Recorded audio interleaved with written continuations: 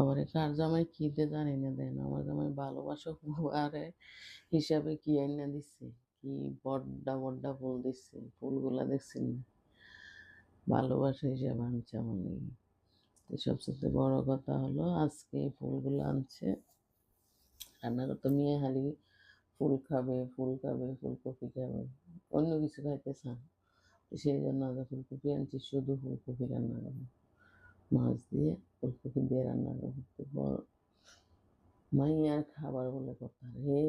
মানে ফুলকপি রান্না করলে খালি ফুলডি বাইসে বাইসে খায়।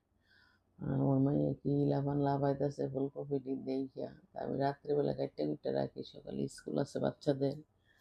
সেই জন্য রাত্রে কাইটটা কুইটটা রাখি দিই, সকালে রাইতে রান্না করি। আরেক কথা বলি ভাই, এই যে সামনে আজকে শব বরাত, সবাই যাই কিছু করেন, শব বরাতের দিন আজকে নামাজ পড়েন, আল্লাহ বিল্লাহ করেন। এটা হয়েছে আল্লাহর হায়াত, রিজিক সবকিছু নাকি আমি জানি না, এমনি সবকিছু নাকি আজকের দিনে মানে আল্লাহ বাগবটারা করে দিবে। শুনছি যত রিজিক আছে এগুলো নাকি আজকে বাগবটার। আমরা বেশি করে আজকে শব বরাতের রাত্রে বেশি করে আল্লাহ বিল্লাহ করেন, নামাজ পড়েন। আর সবচেয়ে যার মা বাবা আছে নাই তাদের কবরের পাশে যায়।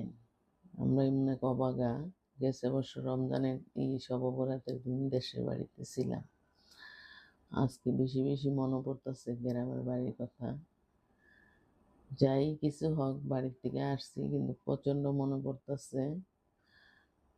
শব বরাতের দিন সকালবেলা উঠে এটা করছি। তা আজকে যে হঠাৎ করে বাড়িতে নাই, একা একা কোনো কিছু ভালো লাগতেছে না। সকালে উঠে ঘুমের থেকে আমার একজনও খুব কাছের মানুষ ফোন দিয়ে বললো আজকে শব বরাতের দিন। যাক, বড় করে একটা শ্বাস নিলাম, শুয়ে দেখি আসলে যখন মানুষ একা হয়ে যায় তখন বোঝা যায় শব বরাতের দিন কি হয়। আমার শাশুড়ি গেছে বছর শব বরাতের দিন আমি রং চা বানাই দিছি উনারে। আর উনি কতটা পরে পরে আইসে আমার জিজ্ঞাসা করছে তুই নামাজ শেষ করছিস নি? যাই কিছুর মধ্যে দ্বন্দ্ব হোক, যাই কিছুর মধ্যে একটা ছিল হবে। যাক, ভালো